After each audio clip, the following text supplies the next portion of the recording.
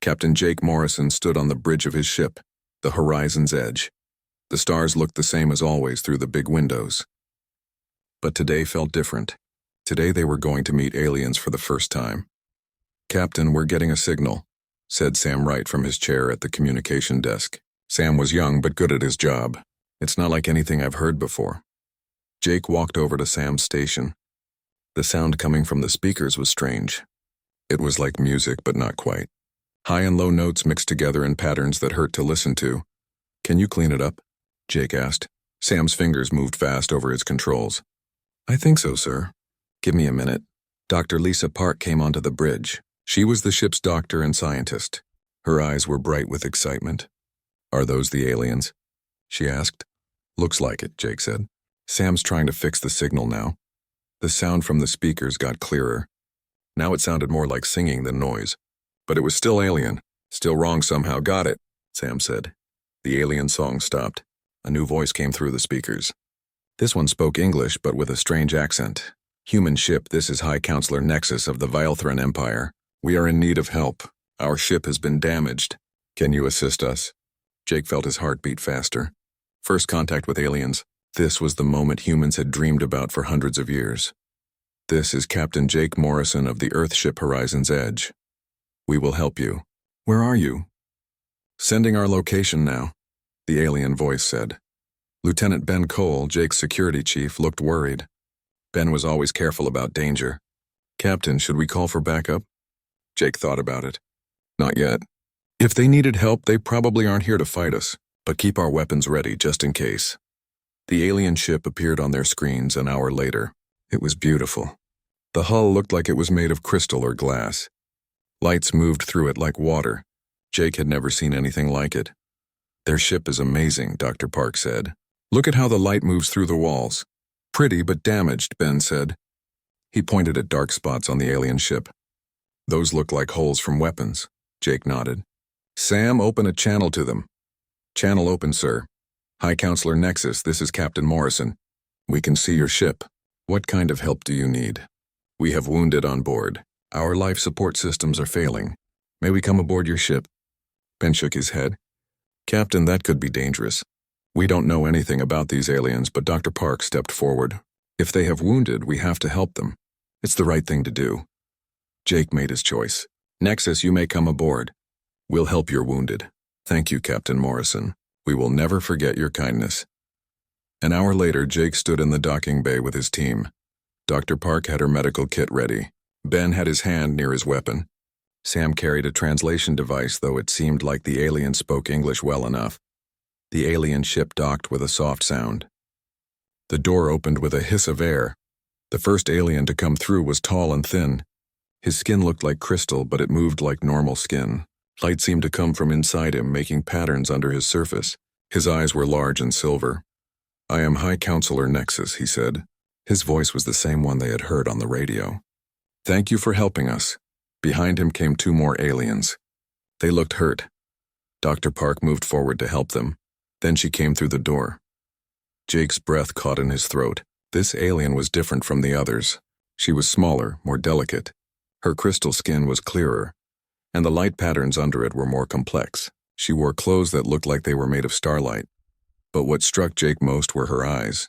They were silver like the others, but they seemed to see everything. They looked at Jake, and he felt like she could read his thoughts. "This is Princess Lyra Vithis," Nexus said. "She is the daughter of our queen." The princess said nothing. She just looked at Jake with those strange, beautiful eyes. "Welcome aboard, Princess," Jake said. He tried to bow a little, not sure if that was right. The princess tilted her head but still said nothing. "The princess does not speak to other species," Nexus explained. "She has a condition that makes it difficult for her to communicate with non-Velthrons." "I speak for her." Jake found this odd. The princess was clearly listening to everything. She reacted to what people said, but she never made a sound. Dr. Park was busy helping the wounded aliens. "Captain, I need to get these two to the medical bay. Their injuries are serious." "Of course." Ben helped Dr. Park. "Nexus, would you and the princess like to rest? You've been through a lot." "That would be kind," Nexus said. "We are grateful for your help." As they walked through the ship, Jake noticed something strange. The princess kept looking around, but not like a tourist. She looked like she was studying everything. When they passed crew members, she watched how they acted. When she saw Maya Santos fixing a wall panel, the princess stopped to watch. "She seems very interested in our ship," Jake said to Nexus. "The princess finds other cultures fascinating," Nexus replied. "Though she cannot speak with you directly, she enjoys observing." They reached the guest quarters. "You can stay here," Jake said. "If you need anything, just call." "Thank you, Captain," Nexus said. "You have shown us great kindness." "The princess is grateful." Jake looked at the princess. For just a moment, he thought he saw something in her eyes, like she wanted to say something but couldn't. Then Nexus moved between them and the moment was gone. Later that night, Jake couldn't sleep. He kept thinking about the princess and her strange silence.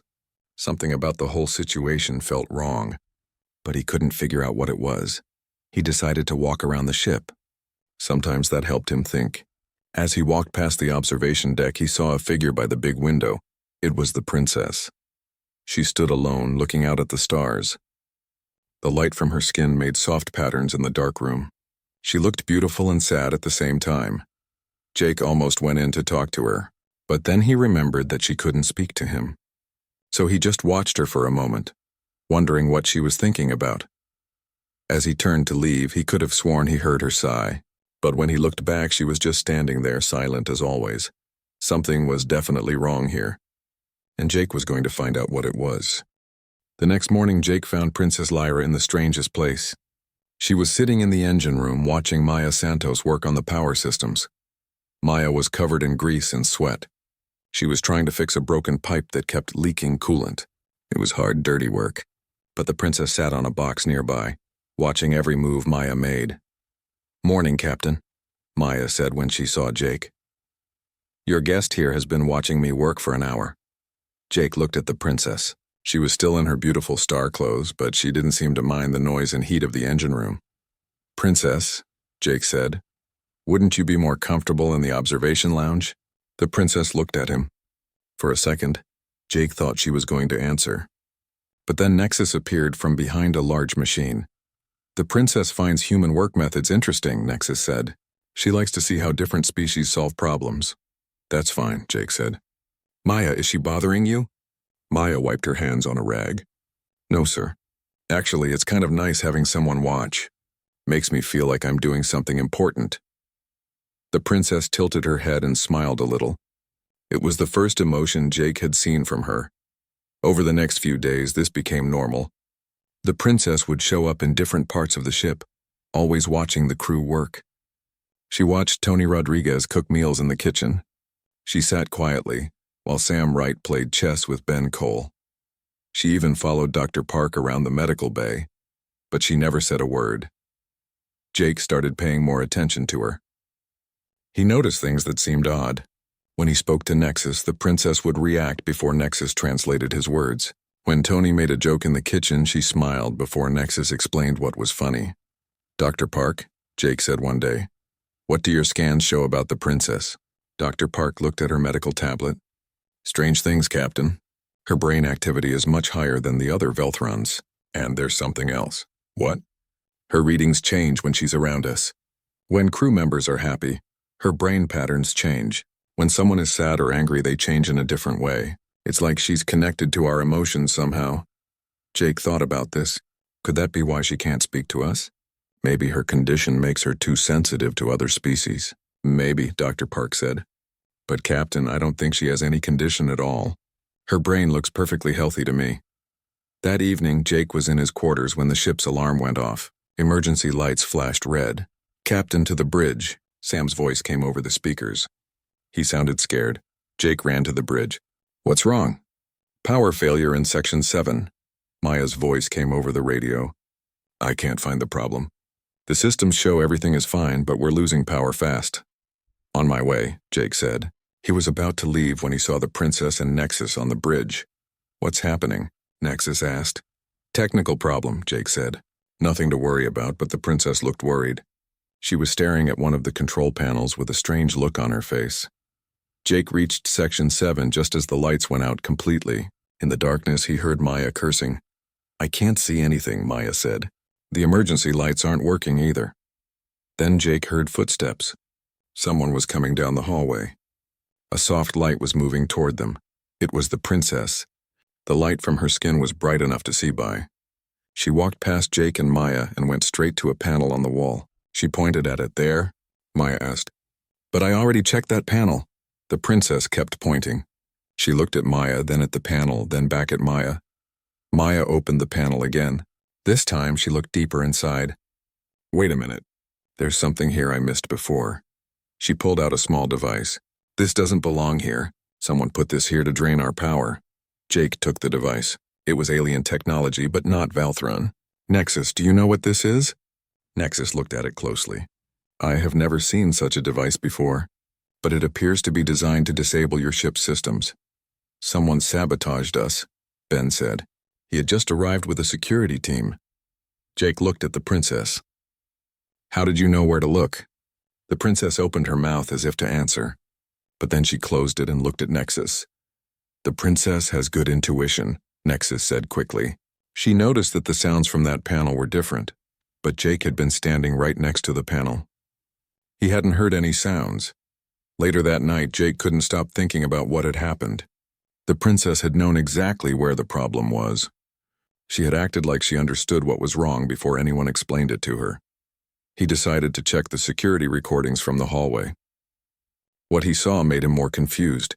The princess had been standing outside Section 7 for 10 minutes before the alarm went off. She had been listening to something, but the recordings showed no sound in that hallway. Jake was starting to think that Princess Lyra was not what she seemed. The next day, the Horizon's Edge reached the edge of Earth's solar system. They were going to escort the Velthron, shipped to Earth for the first official meeting between humans and aliens. Jake called a meeting with his senior officers. Something isn't right about our guests, he said. The princess seems to understand everything we say, but she won't talk to us. She knew where to find that sabotage device, and Dr. Park's scans show her brain is doing things that don't match what Nexus told us about her condition. What are you thinking, Captain? Ben asked. I think the princess can speak to us just fine. I think she's choosing not to. But why would she do that? Sam asked. I don't know, but I'm going to find out. That evening, Jake went to the observation deck. He had noticed that the princess liked to go there at night to look at the stars. She was there, as he expected. She stood by the big window looking out at Earth. It was a small blue dot in the distance, but it was growing larger as they got closer. Jake walked up beside her. Beautiful, isn't it? He said. The princess turned to look at him. Her silver eyes reflected the light from Earth. Your planet is very beautiful, she said quietly. Jake's heart almost stopped. She had spoken to him. In perfect English, you can talk, he said. The princess looked scared. She looked around to see if anyone else was there. Please, she whispered. You must not tell Nexus I spoke to you. Why? What's wrong? But before she could answer, footsteps came from the hallway. The princess quickly moved away from Jake and returned to her silent pose. Nexus entered the observation deck. Princess, you should not be alone with the human captain. It is not proper. The princess said nothing, but Jake saw the fear in her eyes. As Nexus led her away, the princess looked back at Jake once. Her look said everything she couldn't say out loud. She was asking for help. Jake stood alone in the observation deck staring out at Earth. Tomorrow, they would arrive at humanity's home world. The first meeting between humans and aliens would begin, but now Jake knew that this meeting was built on a lie. The princess was not what her people claimed she was, and somehow Jake was going to have to figure out the truth before it was too late. Earth grew larger in the windows of the Horizon's Edge. Jake had seen his home planet from space many times, but today it looked different. Today it looked small and vulnerable. Captain, Sam said from his communication station, we're getting a signal from Earth. Admiral Pete Jackson wants to talk to you. Jake nodded. Put him through. The screen showed Admiral Jackson sitting in his office on the space station above Earth. Behind him, Jake could see dozens of ships. The entire Earth defense fleet was ready.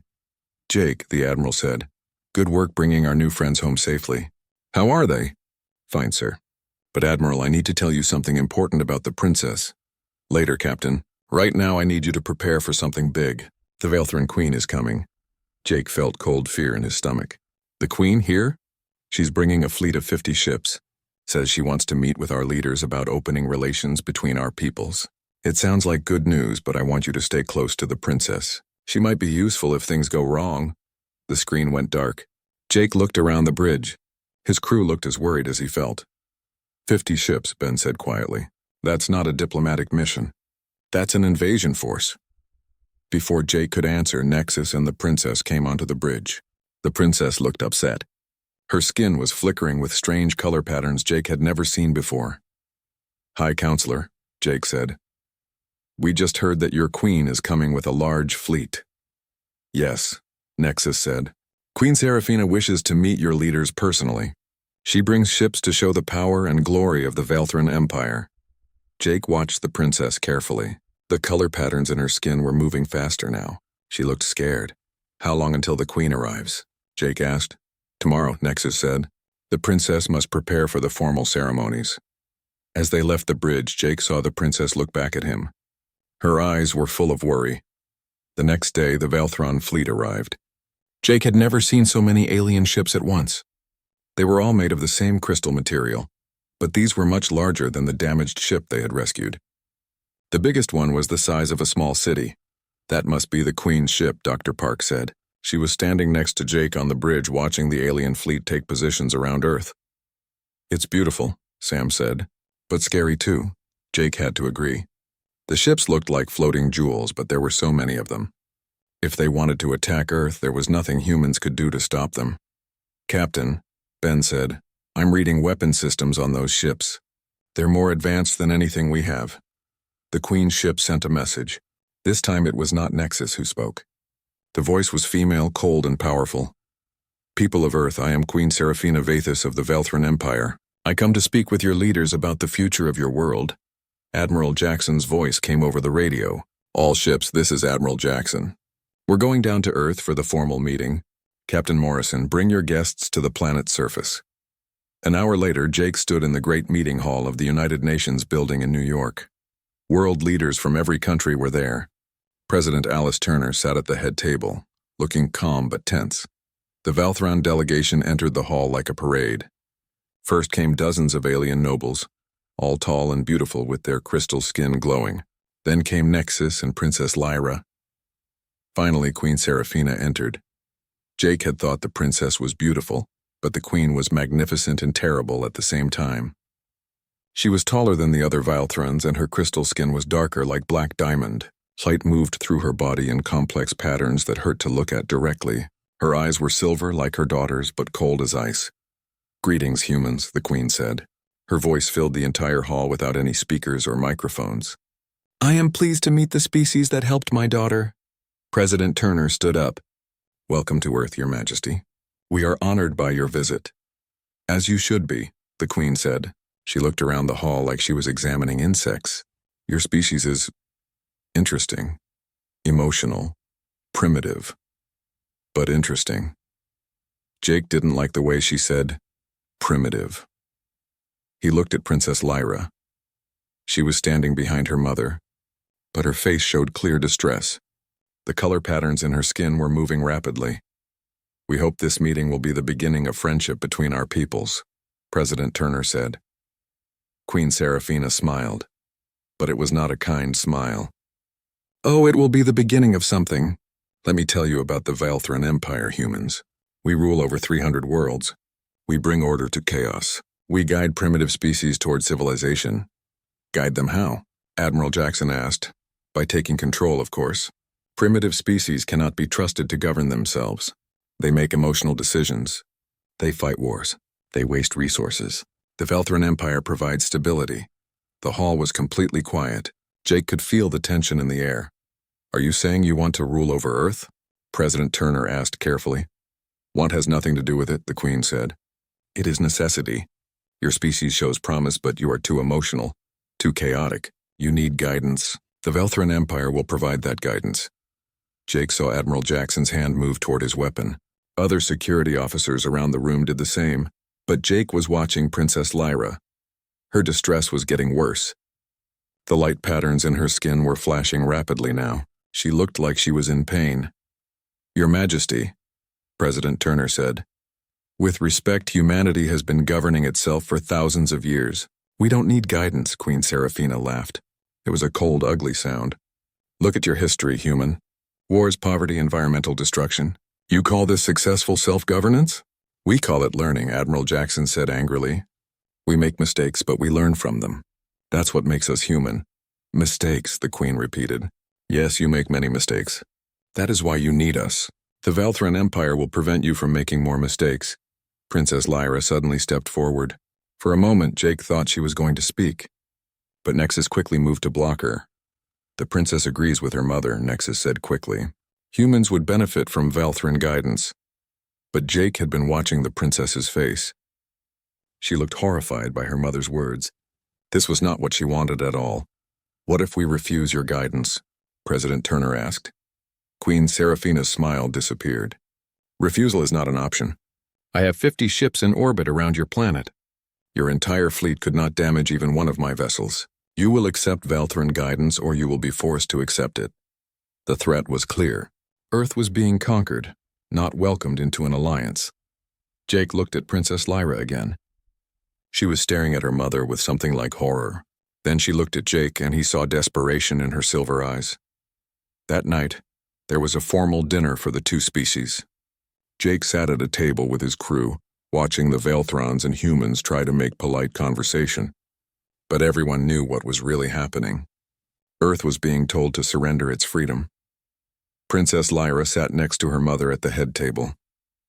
She had not eaten anything. She just sat there looking miserable, while the Queen talked about the benefits of joining the Valthran Empire. Human emotions are a weakness, the Queen was saying to President Turner. You make decisions based on feelings instead of logic. Under Valthran guidance, you will learn to control these impulses. Jake saw the princess close her eyes as if in pain. But emotions are what make us human, Dr. Park said from Jake's table. She had spoken loudly enough for the Queen to hear. Queen Seraphina turned her cold gaze on Dr. Park. And that is exactly the problem, young human. Your emotions make you unpredictable, dangerous. You will learn to suppress them. Princess Lyra's light patterns were flashing so rapidly now that other people were starting to notice. Nexus leaned over to whisper something to her, but she pulled away from him. Your Majesty, President Turner said, emotions are not just feelings to us. They drive us to protect each other, to sacrifice for others, to create beautiful things. They make us who we are. They make you weak, the Queen said firmly. But we will fix that. Suddenly, Princess Lyra stood up. The entire hall fell silent. Everyone stared at her. Mother, she said quietly. Queen Seraphina looked shocked. Lyra, you know you are not to speak in public. But the princess ignored her. She looked around the hall at all the humans staring at her. When her eyes met Jake's, he saw something he had never seen before. Determination. These people are not weak, Princess Lyra said, her voice growing stronger. They are the strongest species I have ever known. The Queen's face twisted with anger. Silence. You forget yourself. But Princess Lyra did not stop talking. I have watched them, Mother. I have seen how they care for each other, how they sacrifice for strangers, how they create beauty from nothing. Their emotions do not make them weak. Their emotions make them powerful beyond anything we understand. Queen Seraphina stood up, her skin flashing with dark colors. Enough, you will be silent. But for the first time in her life, Princess Lyra Vathis refused to obey her mother. The dinner hall was silent as death. Princess Lyra stood facing her mother, her crystal skin glowing brightly with swirling patterns of light. Queen Seraphina's face was dark with rage. You dare to defy me in front of these primitives, the Queen hissed. They are not primitives, Mother, Princess Lyra said. Her voice was shaking, but she did not back down. They are remarkable. Queen Seraphina raised her hand. For a moment, Jake thought she was going to strike her daughter, but then she seemed to remember where they were. Guards, the Queen said coldly, take the princess to her quarters. She is clearly unwell. Two large Valthran guards moved toward Princess Lyra, but before they could reach her, she stepped backward toward the human tables. No, she said firmly, I will not be silenced anymore. The Queen's silver eyes flashed with fury. You forget who you are, Lyra. You are a princess of the Valthran Empire. You do not speak out of turn. You do not show emotion in public. And you certainly do not defend inferior species. Inferior. Princess Lyra turned to look at the humans in the room. Mother, you call them inferior, but they saved us when our ship was damaged. They could have left us to die in space, but they chose to help strangers. Can you say the same about our people? President Turner started to stand up, but Admiral Jackson put a hand on her arm. This was between the princess and her mother now. Help is weakness, Queen Seraphina said. We take what we need. We do not beg for assistance from lesser beings. Then we are the lesser beings, Princess Lyra said quietly. The queen's skin flashed with angry colors. Around the room, the other Valthrans looked shocked. They had never seen anyone speak to their queen this way. That is enough. Queen Seraphina's voice boomed through the hall. Nexus, what is wrong with the princess? Why is she behaving this way? Nexus looked nervous. Your Majesty, the princess has been affected by spending time with the humans. Her empathic abilities have been overstimulated. Jake's ears picked up at that. Empathic abilities? Dr. Park had said the princess's brain readings changed when she was around emotional humans. Was that what this was about? Then we will leave immediately, the queen said. The princess needs proper medical treatment away from these emotional creatures. No, Princess Lyra said. I will not leave. These people deserve to know the truth. What truth? President Turner asked. Princess Lyra looked at her mother, then at Nexus, then at the humans. The truth about why I was forbidden to speak. The truth about what the Valthran Empire really wants from Earth. Queen Seraphina's face went pale.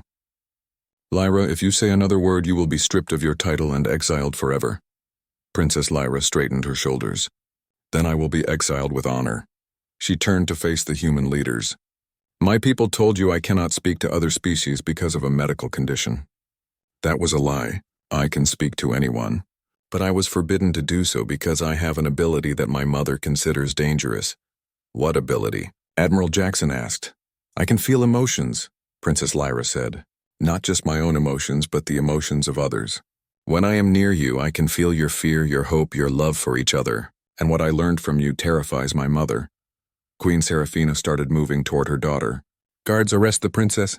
She is no longer fit to represent the Empire.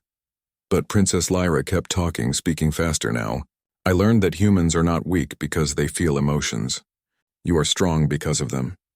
When one of you is hurt, the others feel pain too. When one of you succeeds, the others feel joy. Your emotions connect you to each other in ways my people cannot understand. The Valtran guards were getting closer. Jake stood up from his table. And that connection makes you willing to sacrifice for each other, Princess Lyra continued. To fight for strangers.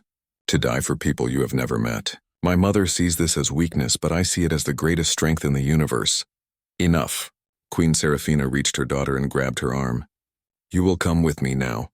But Princess Lyra pulled away. Tell them, Mother. Tell them what you really plan to do to Earth. I have already told them. We will guide them.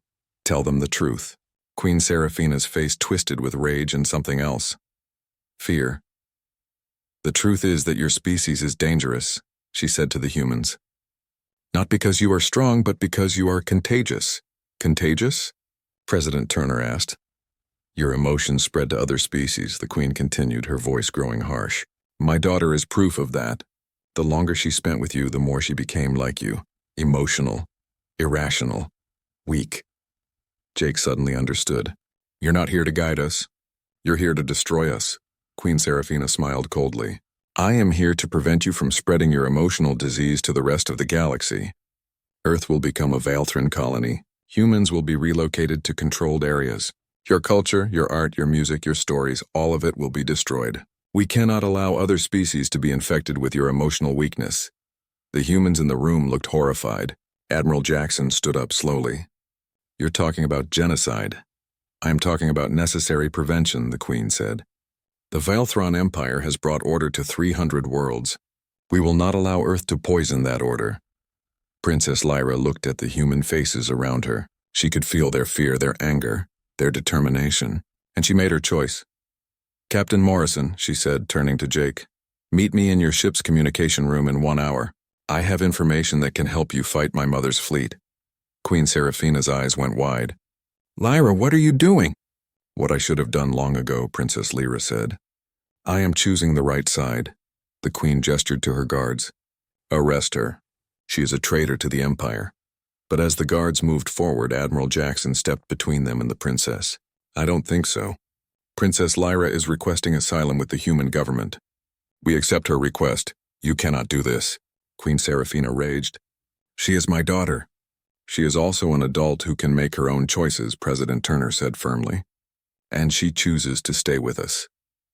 Human security officers moved to surround Princess Lyra. The Velthran guards stopped, unsure what to do. Queen Seraphina looked around the room, at her daughter standing with the humans, at the human leaders who had dared to defy her, at the faces full of the emotions she hated so much. So be it, she said coldly.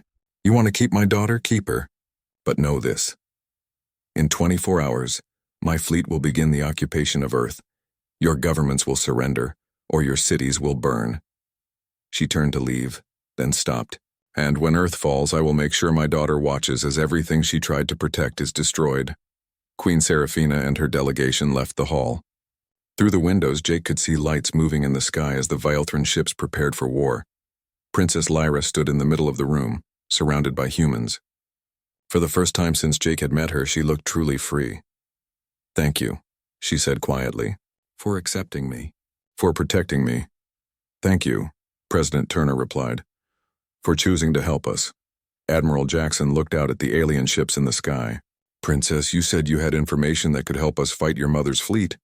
Princess Lyra nodded. I do, but we need to move quickly. Once my mother realizes what I am going to tell you, she will attack immediately. Jake felt a mix of fear and hope. Earth was about to face the greatest threat in human history. But they had something the Queen did not expect. They had her own daughter fighting against her. Let's go, Jake said. We have a planet to save. As they left the hall, Jake looked back once at the windows. The Velthran ships looked like deadly jewels in the night sky. But Jake was no longer afraid. Humans had faced impossible odds before. They had survived ice ages, plagues, wars, and disasters. They had always found a way to keep going, and they had never had an alien princess on their side before. Tomorrow, they would find out if human emotion really was stronger than Velthran logic. Jake was betting on humanity. Jake sat in the communication room of the Horizon's Edge with Princess Lyra and his senior officers. Outside the windows, the Velthran fleet hung in space like deadly diamonds waiting to strike. Tell us what we need to know, Admiral Jackson said. He had come up from Earth with President Turner and a team of military leaders. Princess Lyra took a deep breath. The Velthran ships look strong, but they have a weakness. Everything we do depends on harmonic communication. Harmonic communication? Dr. Park asked. Sound patterns, Princess Lyra explained. Our ships, our weapons, our shields.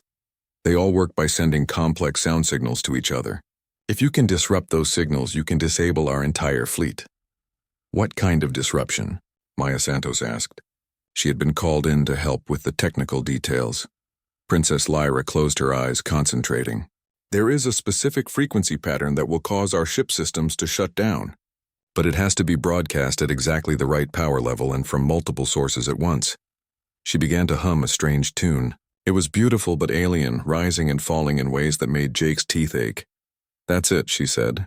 That frequency pattern, broadcast from at least 50 different points around Earth, will disable my mother's fleet. Sam Wright looked up from his communication equipment. I can modify our transmission arrays to produce that frequency. But, Princess, we only have 12 deep space communication stations. That's not nearly enough. Princess Lyra smiled sadly. I know. That is why this plan will probably fail. Wait, Maya said suddenly. What about civilian communication networks? Radio stations, television transmitters, even cell phone towers? Would those work? Admiral Jackson asked. Princess Lyra nodded slowly. Yes, if they were all synchronized to broadcast the same pattern at the same time. But you would need thousands of them. President Turner leaned forward. Princess, if we could organize that many transmitters, how long would we have before your mother's fleet recovers?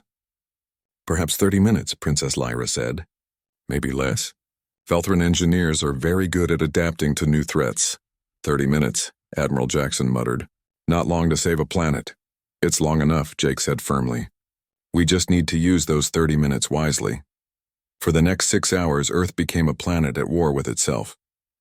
Every government on the planet worked together to modify their communication systems. Radio stations in Tokyo worked with television networks in London. Cell phone companies in New York coordinated with satellite operators in Moscow. Jake had never seen humanity work together like this. People who had been enemies just hours before were now partners in survival. But Princess Lyra grew more worried as time passed. "My mother will not wait much longer," she said. "She knows I am helping you. She will attack soon." As if summoned by her words, Queen Seraphina's voice boomed across all of Earth's communication channels. "People of Earth," the Queen said, "you have 1 hour to surrender unconditionally. Release my daughter and submit to Valthran authority or face the consequences." Jake looked at Princess Lyra. "Are you ready to watch your own people be defeated?" Princess Lyra's skin flickered with sad colors. "They stopped being my people when they chose conquest over understanding. You are my people now." "All stations report ready," Sam said from his communication panel. "We have over 4,000 transmitters synchronized and waiting." Admiral Jackson opened a channel to Earth's defense fleet. "All ships, this is Admiral Jackson. When the alien ships are disabled, you have 30 minutes to capture or destroy as many as possible. Target their command ship first." "Admiral," Princess Lyra said quietly, "please try not to kill them if you don't have to. Many of my people are just following orders." "We'll do our best, Princess," Admiral Jackson replied. An hour passed. Then Queen Seraphina's voice returned, colder than before. "Your time is up. Since you choose to protect my traitorous daughter and resist the Empire's guidance, you will face the full power of the Valthran fleet. Goodbye, humans." Through the windows, Jake could see the alien ships beginning to move. Energy weapons started charging along their hulls.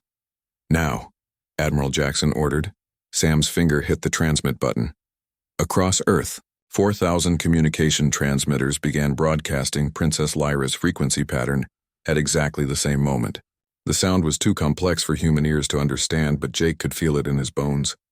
For a few seconds, nothing happened. The Valthran ships continued moving toward Earth. Then, one by one, they began to stop. "It's working," Maya shouted. "Look at their engine signatures. They're shutting down." The great crystal ships hung motionless in space. Their weapons powered down. Their shields flickered and died. "All ships, attack now," Admiral Jackson ordered. Earth's fleet, small but determined, raced toward the disabled alien vessels. They used capture nets and boarding pods instead of weapons, following Princess Lyra's request to avoid killing. But Jake was watching the Queen's command ship.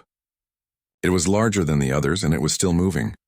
"Princess," he said, "the command ship isn't affected." Princess Lyra looked through the window and gasped. "My mother must have isolated her ship's systems. She can still fight." The Queen's ship turned toward Earth. Its massive weapons began to charge. "She's going to destroy every major city on the planet," Admiral Jackson said grimly. "Our ships can't get to her in time." Princess Lyra stood up suddenly. "There is another way, but I need to get to my mother's ship." "That's suicide," Jake said. "She'll kill you the moment you board." "No," Princess Lyra said. "She won't kill me, but she might listen to me." "Princess, what are you planning?" Dr. Park asked. Princess Lyra's skin began to glow brighter than Jake had ever seen. "I am going to show my mother what I learned from you. I am going to show her the power of human emotion." Before anyone could stop her, Princess Lyra activated a Valthran transportation device. She disappeared in a flash of light. Moments later, she reappeared on the bridge of her mother's command ship.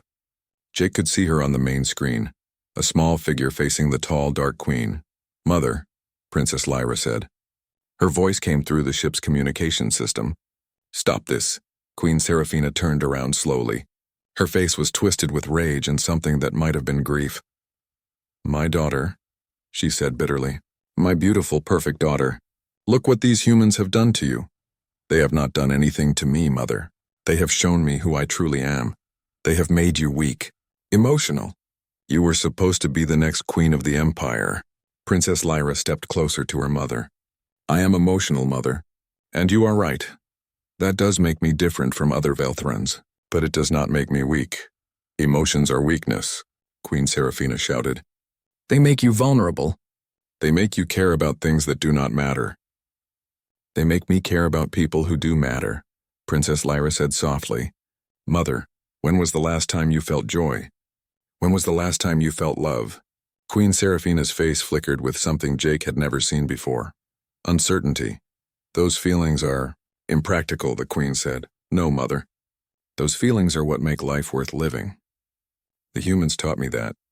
They feel sadness when others suffer. They feel happiness when others succeed. They feel love for people they have never met. And that connection makes them stronger than any empire. It makes them chaotic, unpredictable.